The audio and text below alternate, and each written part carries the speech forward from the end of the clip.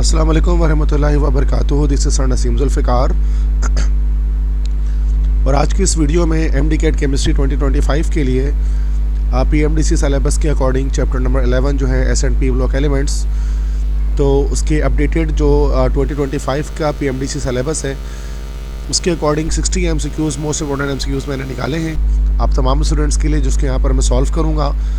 तो आप तमाम स्टूडेंट्स लाजमी इस लेक्चर को वॉच करें जो एमडी कैट के लिए अपेयर होना चाहते हैं और 5 अक्टूबर को जो आपका टेस्ट है, ठीक है। तो इसके अलावा एक और इम्पॉर्टेंट बात कि अगर आप मेरे नोट्स चाहते हैं या पास पेपर चाहते हैं एमडी कैट के, तो ये मेरा व्हाट्सएप नंबर है, स्क्रीन पर आपको शो हो रहा है 0382152272। इस नंबर पर अगर आप मुझे व्हाट्सएप करेंगे तो बहुत ही मिनिमम कॉस्ट पर मैं आपको अपने तमाम स्टडी मटेरियल जो है वो प्रोवाइड करूँगा, जिससे आपके एडमिशन गेट करने के चांसेस ज़्यादा से ज़्यादा बढ़ जाएंगे, ठीक है बेटा। तो ये व्हाट्सएप नंबर अपने पास आप सेव कर लें। अब 60 एमसीक्यूज़ को हम स्टार्ट करते हैं। तमाम एमसीक्यूज़ की डिटेल एक्सप्लेनेशन दूंगा एस&पी ब्लॉक एलिमेंट्स के हवाले से। अगरचे मैंने कंप्लीट लेक्चर सिलेबस का अपलोड किया हुआ है अपनी यूट्यूब पर, और इसके साथ साथ भी स्टूडेंट्स की रिक्वेस्ट पर मैं लेक्चर्स अपलोड कर रहा हूँ ताकि अब तमाम स्टूडेंट्स की प्रैक्टिस ज़्यादा से ज़्यादा हो सके, ठीक है। फर्स्ट एमसीक्यू से स्टार्ट करते हैं कि alkali metals and alkaline earth metals belongs to dash. तो अल्कली मेटल और अल्कलीन अर्थ मेटल किससे बिलोंग करते हैं बेटा? तो ये एस ब्लॉक से बिलोंग करते हैं। These are actually s block elements. तो इसका ए ऑप्शन करेक्ट हो जाएगा, एस ब्लॉक। अल्कली मेटल से मुराद क्या है? अल्कली मेटल हमारे पास ग्रुप जो है वो 1A के एलिमेंट्स होते हैं, और अल्कलीन अर्थ मेटल क्या होते हैं? ग्रुप 2A के एलिमेंट्स होते हैं। दोनों ही हमारे पास एस ब्लॉक एलिमेंट्स हैं। क्वेश्चन 2 है the general valence shell electronic configuration of alkali metal is dash.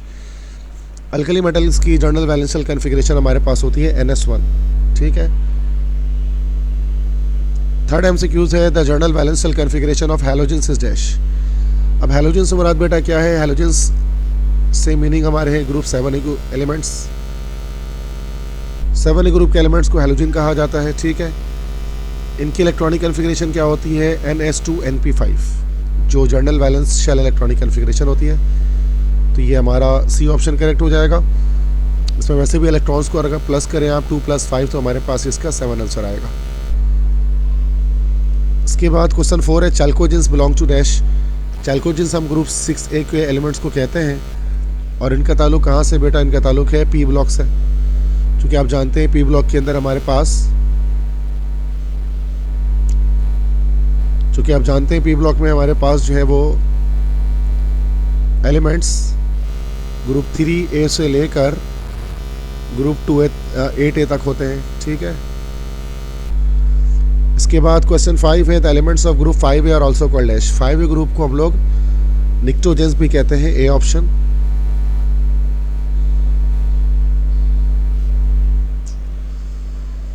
Question 6 है which group elements are called as noble gases. Noble gases किसे कहा जाता है? ग्रुप 8A के जो एलिमेंट्स हैं उनको हम नोबल गैसेस कहते हैं। इन्हीं को हम नोबल गैसेस कहते हैं, या फिर इन्हीं को हम लोग जो है वो इनर्ट गैसेस कह सकते हैं। इनर्ट गैसेस जो इन्हीं को हम कह सकते हैं they are called as non reactive gases, चूँकि रिएक्शन में टेक पार्ट नहीं लेते, that's why they are also called non reactive gases. Question 7 है argon belongs to which group. Argon जिसका सिंबल AR होता है बेटा, ये एक नोबल गैस हमारा है, इसका ताल्लुक 8A ग्रुप से है, और इसका ऑप्शन डी हो जाएगा। Because noble gases, inert gases, non reactive gases ये सारे ही जो है हम लोग 8A ग्रुप के हम ये सारे नाम देते हैं। इसके बाद क्वेश्चन 8 है lithium is diagonally related to this element. Lithium किसके साथ डायगोनली रिलेटेड है? तो डायगोनल रिलेशनशिप का सवाल है। तो लिथियम बेरिलियम मैग्नीशियम होता है 2A ग्रुप में हमारे पास। बेरिलियम सॉरी, तो यहाँ पर गलती हो गई थोड़ी सी। यस, लिथियम सोडियम पोटेशियम होता है ग्रुप 1 में, और बेरिलियम मैग्नीशियम कैल्शियम होता है हमारे पास ग्रुप 2 में। तो लिथियम डायगोनली मैग्नीशियम के साथ लिंक करता है, तो बी ऑप्शन करेक्ट हो जाएगा। इसके बाद क्वेश्चन 9 है which is the only liquid element in the representative element.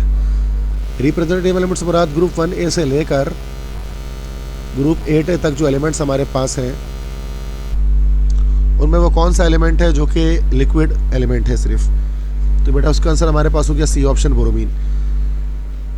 Bromine is actually, bromine जो है वो उसके बारे में हम जानते हैं, it is the only liquid non metal, वाहिद वो लिक्विड जो नॉन मेटल फॉर्म में है वो हमारे पास ब्रोमीन है। क्वेश्चन 10 है, which of the following group contains metal only, किस ग्रुप में सिर्फ मेटल आपको दिखाई देंगे, नॉन मेटल नहीं दिखेंगे। तो ग्रुप 2 है हमारे पास है, इसमें सिर्फ मेटल होते हैं, तभी हम इस ग्रुप को कहते हैं they are called alkaline earth metal, इसीलिए इसे कहा जाता है चूँकि इनमें हमारे पास सिर्फ और सिर्फ मेटल्स होते हैं। क्वेश्चन 11 है, the unit of atomic radius is angstrom, 1 angstrom is equal to dash, 1 angstrom बराबर होता है बेटा 10 की पावर -8 मीटर के भी और 10 की पावर -8 सेंटीमीटर के भी। तो इसका ऑप्शन हो गया C, both A and B. Question 12 है, the atomic radius of aluminium is more than gallium because of dash. देखिए अगर हम इस तरह से बात करें तो बोरॉन के नीचे एल्यूमिनियम होता है, फिर गैलियम होता है, फिर इंडियम होता है। तो वैसे जब हम टॉप से बॉटम जाते हैं तो एटॉमिक रेडियस हमारे पास क्या होता है बेटा, इंक्रीज़ होता है। लेकिन यह एल्यूमिनियम का जो एटॉमिक रेडियस है वो गैलियम से ज़्यादा होता है। इसके पीछे रीज़न क्या है, इसके पीछे पुअर शील्डिंग इफेक्ट है एल्यूमिनियम की, ठीक है, बी ऑप्शन हो जाएगा, पुअर शील्डिंग इफेक्ट। एक एक्सेप्शन होता है एटॉमिक रेडियस के अंदर जो आपको दिखाई देता है ग्रुप 3 के अंदर, ये ग्रुप 3A के अंदर मौजूद एक एक्सेप्शन है। क्वेश्चन 13 है, which is the smallest element in the periodic table, periodic table के सबसे छोटा एलिमेंट कौन सा है। तो अक्सर बच्चे इसका आंसर हाइड्रोजन लगाते हैं, लेकिन इसका आंसर हमारे पास हीलियम है। Hydrogen is not the smallest but helium is the smallest element. 14 atomic radius is inversely related to dash. देखो हमें पता है कि एटॉमिक रेडियस डायरेक्टली रिलेटेड किसकी है बेटा, नंबर ऑफ शेल्स के, शेल्स बढ़ेंगे तो फिर एटॉमिक रेडियस बढ़ेगा। और इन्वर्सली रिलेटेड किसके है बेटा, न्यूक्लियर चार्ज के। जितना ज़्यादा न्यूक्लियर चार्ज होगा उतना कम एटॉमिक रेडियस होगा। और न्यूक्लियर चार्ज असल में क्या होता है, एटॉमिक नंबर या नंबर ऑफ प्रोटॉन्स। इसका डी ऑप्शन करेक्ट हो जाएगा, ऑल ऑफ दिस। क्वेश्चन 15 है, which of the following pairs have nearly same atomic radius. Nearly same atomic radius किसका होगा बेटा, ये हमारे पास होगा बेरिलियम और एल्यूमिनियम का। चूँकि इसमें हमें देखना है डायगोनल रिलेशनशिप के हवाले से बात करनी है। देखिए ये रहा बेरिलियम, इसके नीचे मैग्नीशियम, ये रहा बोरॉन और ये रहा एल्यूमिनियम। तो बेरिलियम और एल्यूमिनियम असल में डायगोनल रिलेशनशिप में होते हैं, तो उनका एटॉमिक रेडियस सेम होता है। बाकी जो एलिमेंट्स हमारे पास हैं वो डायगोनली रिलेटेड नहीं है, that's why they are not the correct answers. Question 16 है, which of the following has largest atomic radius. Beryllium, magnesium, calcium, strontium. देखिए अब ये हो क्या रहा है यहाँ पर, देखिए बेरिलियम है, मैग्नीशियम है, कैल्शियम है, स्ट्रोंशियम है। तो टॉप से बॉटम जा रहे हैं, टॉप से बॉटम जाएंगे एटॉमिक रेडियस बढ़ेगा। तो सबसे बड़ा एटॉमिक रेडियस किसका हो जाएगा हमारे पास, स्ट्रोंशियम का होगा, एसआर। एसआर असल में सिंबल है, इस एलिमेंट का नाम होता है स्ट्रोंशियम। 17 है, which of the following has smallest atomic radius. अब देखिए जब हम लेफ्ट से राइट जाते हैं ना तो एटॉमिक रेडियस हमारे पास क्या होता है बेटा, डिक्रीज होता है। अब देखिए बोरॉन, कार्बन, नाइट्रोजन, ऑक्सीजन, ये हमारे पास ग्रुप 3 है, ये ग्रुप 4 है, ये ग्रुप 5 है, ग्रुप 6 है। तो लेफ्ट से राइट जा रहे हैं तो एटॉमिक रेडियस कम होगा। सबसे कम एटॉमिक रेडियस हमारे पास किसका हो जाएगा, ऑक्सीजन का हो जाएगा, डी ऑप्शन।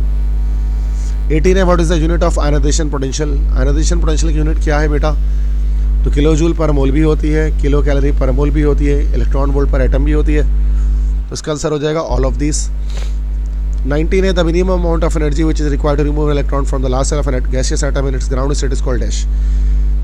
ये कहलाते हैं आयनाइजेशन पोटेंशियल, जिसको हम लोग इलेक्ट्रॉन पोटेंशियल या आयनाइजेशन एनर्जी भी कहते हैं। उसका डी ऑप्शन करेक्ट हो जाएगा। उसके बाद नेक्स्ट क्वेश्चन हम देखते हैं, क्वेश्चन 20 है, which of the following has highest ionization energy. तो लिथियम, सोडियम, पोटेशियम, रुबिडियम। देखिए टॉप से बटन जो हम जाते हैं तो एटॉमिक रेडियस का रिवर्स होता है और आयनाइजेशन पोटेंशियल की वैल्यूज़ हमारे पास क्या हो रही होती है बेटा, डिक्रीज हो रही होती है। तो सबसे ज़्यादा किसकी होगी, जो सबसे ऊपर पाया जाएगा। सबसे ऊपर हमारे पास क्या होता है, लिथियम होता है, Li, जिसका ये सिंबल हमारे पास होता है लिथियम का। अब हम जानते हैं सिंपल के हमारे पास हाइड्रोजन है, फिर लिथियम है, फिर सोडियम है, फिर पोटेशियम, इस तरह से टॉप से बॉटम आ रहे हैं। तो लिथियम चूँकि ऊपर पाया जा रहा है तो इसकी हाईएस्ट आयनाइजेशन एनर्जी होगी। 21 है, which of the following has highest ionization energy, BCNO। वैसे तो हम जब लेफ्ट से राइट जाते हैं तो IP हमारे पास क्या होती है बेटा, इंक्रीज़ होती है। तो बोरॉन हमारे पास ग्रुप 3 का है, कार्बन ग्रुप 4 का है, नाइट्रोजन ग्रुप 5 का है, ऑक्सीजन ग्रुप 6 का है। होना चाहिए ऑक्सीजन, लेकिन ऑक्सीजन करेक्ट आंसर नहीं है, ये एक एक्सेप्शन है, इसका नाइट्रोजन करेक्ट आंसर है। और ये एक एक्सेप्शन होता है नाइट्रोजन के केस में। तो ये क्या कहता है कि नाइट्रोजन की जब इलेक्ट्रॉनिक कन्फिग्रेशन करते हैं तो ये हो जाते हैं 1s2 2s2 2p3। तो P में जब हम देखते हैं तो इसमें क्या है कि हाफ फील्ड है, तो ये स्टेबल इलेक्ट्रॉनिक कन्फिग्रेशन होती है, और इस स्टेबिलिटी की वजह से क्या होता है, इसके इलेक्ट्रॉन को निकालना मुश्किल होता है। इसकी IP वैल्यू नाइट्रोजन की ग्रेटर देन किसकी होती है बेटा, ऑक्सीजन की होती है। ठीक है, तो C ऑप्शन करेक्ट होगा यहाँ पर, ना कि D ऑप्शन। 22 है the maximum amount of energy which is release when electron enters in the last shell of a gaseous atom in its ground state is called dash. तो this is the definition of electron affinity, कि जब कोई electron किसी atom के last shell में दाखिल होता है तो सूरत में एनर्जी खारिज होती है। 23 में यूनिट क्या पूछ रहे हैं इलेक्ट्रॉन एफिनिटी की, तो IP की तरह सारी यूनिट इसकी होती है। जिस तरह से आयनाइजेशन एनर्जी की यूनिट तीनों तरह की होती है, इसकी भी तीनों यूनिट्स हमारे पास, किलो जूल पर मोल, किलो कैलोरी पर मोल और इलेक्ट्रॉन वोल्ट पर एटम, तीनों यूनिट इसके हैं। 24 है Na plus heat, Na plus और 1 इलेक्ट्रॉन अलग हो गया। डेल्टा H यहाँ पर क्या बता रहे हैं, चेंज इन एंथैल्पी। क्योंकि देखिए सोडियम यहाँ को जब हीट कर रहे हैं तो एक इलेक्ट्रॉन सोडियम को लॉस हो जा रहे हैं, तो जो हीट हम दे रहे हैं, हीट की अमाउंट, ये असल में क्या है, दिस इज आयोनाइजेशन एनर्जी है असल में। तो ये आयोनाइजेशन एनर्जी हमारे पास है, तो इसका आंसर हमारे पास हो गया A ऑप्शन। तो इसको हम इस तरह से भी यूज़ करते हैं, इस तरह से भी लिखते हैं कि डेल्टा H लिखने के बाद नीचे हम I.E लिख देते हैं। ओके, क्लियर है।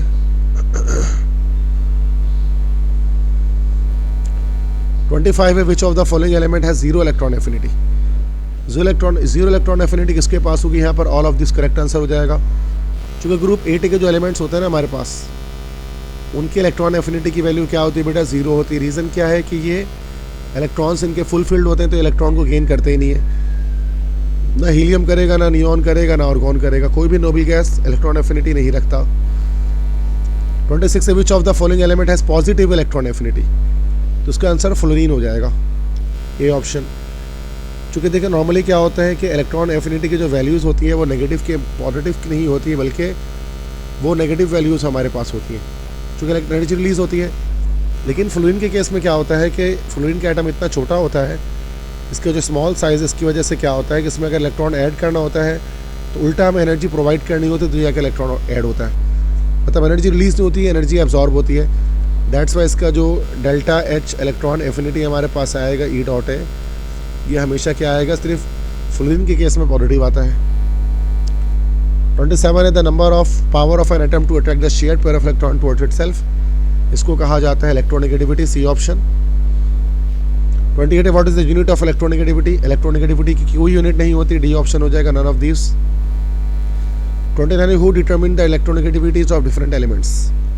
तो डिफरेंट एलिमेंट की इलेक्ट्रोनेगेटिविटी बताया था बेटा लिनस पॉलिंग नाम के साइंटिस्ट ने, एक पॉलिंग स्केल इसने बनाया था जिसमें उसने मल्टीपल एलिमेंट्स की इलेक्ट्रोनेगेटिविटीज़ को पुट किया था। 30 है what which is the most electronegative element in the periodic table.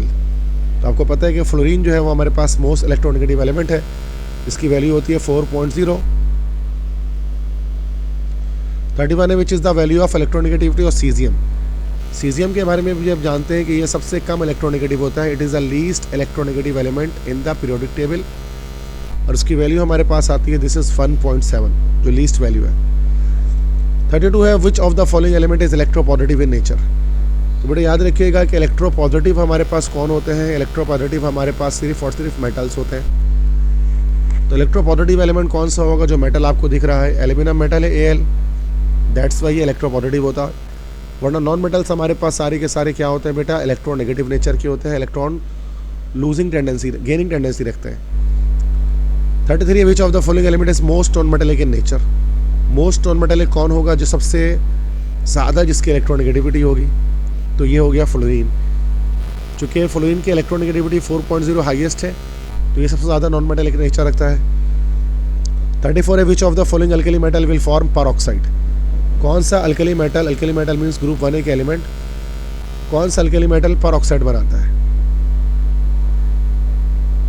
तो हमें पता है कि जो सोडियम हमारे पास होता है Na, ये हमारे पास पेरोक्साइड की फॉर्मेशन करता है, सोडियम। कि जब सोडियम का रिएक्शन हम ऑक्सीजन से करेंगे तो ये हमारा Na2O2 बनाएगा, दिस इज सोडियम पेरोक्साइड। इसमें ऑक्सीजन की वैलेंसी क्या होती है, -1 रहती है। 35 है which of the following alkaline earth metal will form peroxide. 2A group से बताना है कि कौन पेरोक्साइड बनाता है। तो 2A ग्रुप के आखिरी के जो एलिमेंट है हमारे पास है स्ट्रोंशियम बेरियम, ये हमारे पास पेरोक्साइड की फॉर्मेशन करता है। तो आंसर हो जाएगा डी ऑप्शन स्ट्रोंशियम। उसके बाद 36 है, क्वेश्चन 36 है when potassium burns in excess of oxygen then this compound is form. देखिए पोटेशियम जब ऑक्सीजन से रिएक्शन करता है तो सुपर ऑक्साइड की फॉर्मेशन होती है और KO2 हमारे पास बनता है, this is potassium super oxide. तो ये आंसर इसका हो जाएगा सी ऑप्शन। तो सी ऑप्शन जो हमारे पास होगा this is actually called potassium super oxide. ठीक है बेटा। क्वेश्चन 37 है elements of group 1A reacts with water to produce a dash along with hydrogen gas. 1A group के एलिमेंट जैसे कि सोडियम वगैरह, अब हम इसको वाटर से रिएक्शन कराते हैं बेटा, तो क्या होता है सोडियम हाइड्रोक्साइड बनाता है और हाइड्रोजन गैस रिलीज करता है। और सोडियम हाइड्रोक्साइड क्या एक बेस है या अल्कली जिसको हम कहते हैं। बेस और अल्कली दोनों एक ही चीज़ कहते हैं, दे आर सेम थिंग्स। तो डी ऑप्शन हो जाएगा बोथ बी एंड सी। 38 है elements of group 2A reacts with water to produce I and dash along with hydrogen gas. इसके साथ भी सेम है, 2A ग्रुप के एलिमेंट्स भी वाटर के साथ रिएक्शन करके बेस ही बनाते हैं, तो बोथ बी एंड सी। जैसे मैग्नीशियम की रिएक्शन अगर आप वाटर से करते हैं तो ये भी क्या बनाएगा आपके पास मैग्नीशियम का हाइड्रोक्साइड बनाएगा और साथ में हाइड्रोजन गैस रिलीज करेगा, this is actually a base. Question 39 है if capital M is alkali metal and it reacts with halogen X then the general formula of product will be dash. देखो MX हो गया, अब alkali metal +1 हो गया, halogen -1 हो गया, MX हमारे पास इसका जनरल फार्मूला हमारे पास आ जाएगा।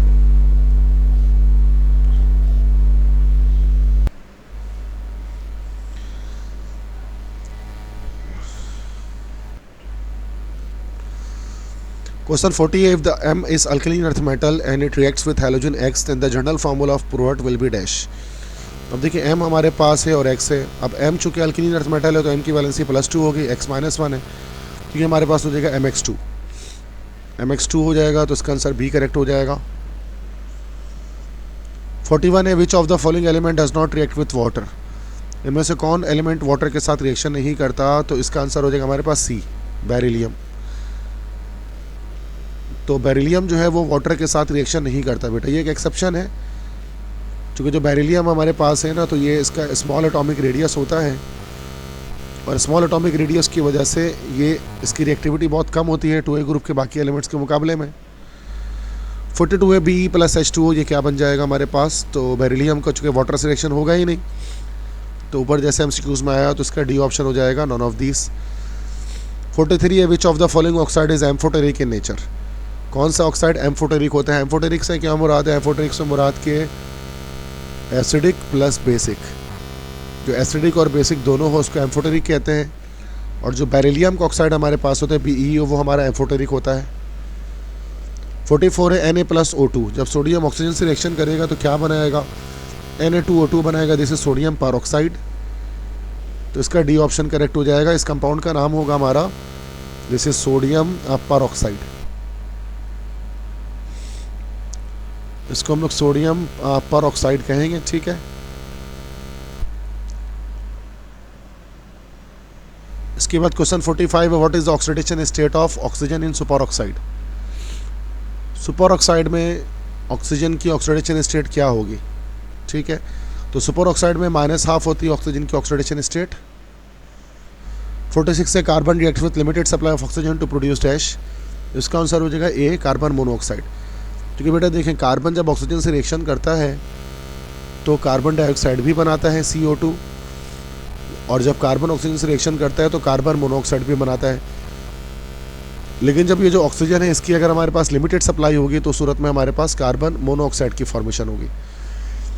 47 है what is the formula of silica.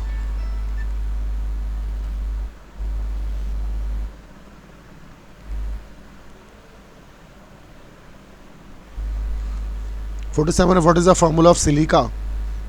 Silica का फार्मूला क्या होगा, सिलिका SiO2 होता है, इसको हम सिलिका कहते हैं। इसी को हम जो है वो सैंड भी कह सकते हैं, ठीक है, सिलिकॉन डाइऑक्साइड भी कह सकते हैं, this is silica. 48 lead reacts with oxygen gas to produce dash. बेटा लेड जब ऑक्सीजन के साथ रिएक्शन करेगा, लेड की चूँकि डुअल वैलेंसी होती है तो वो PbO भी बनाएगा +2 वैलेंसी के ज़रिए, और वो PbO अगर +4 वैलेंसी हो गई तो वो Pb 2 1 2 2 2 4 PbO2 भी बनाएगा, दोनों बना सकता है, प्लम्बस ऑक्साइड और प्लम्बिक ऑक्साइड। तो सी ऑप्शन करेक्ट हो जाएगा। ए वाला हमारे पास कहलाएगा दिस इज प्लम्बस ऑक्साइड, और ये हमारे पास कहलाएगा सेकंड वाला कहलाएगा दिस इज प्लम्बिक ऑक्साइड।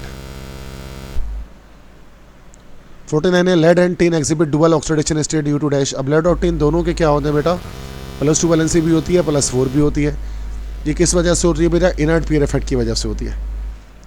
तो इनर्ट पीयर इफेक्ट की वजह से ये हमारे पास डबल वैलेंसी रखते हैं।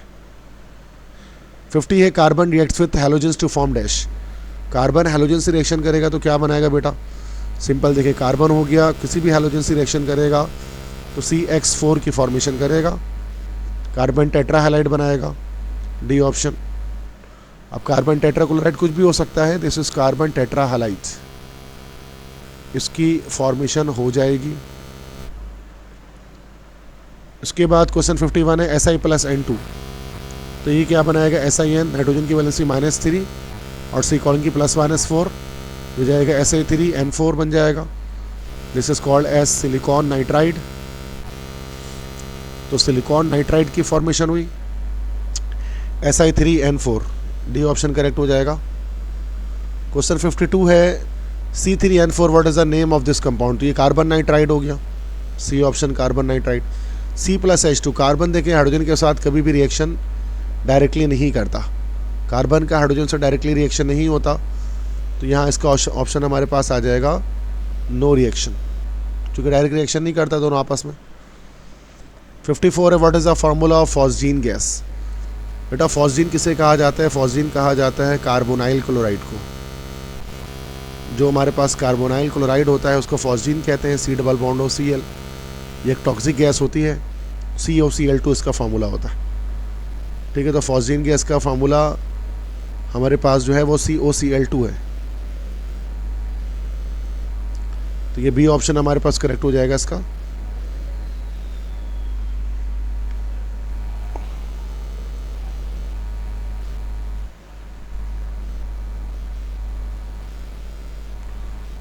COCl2, ठीक है।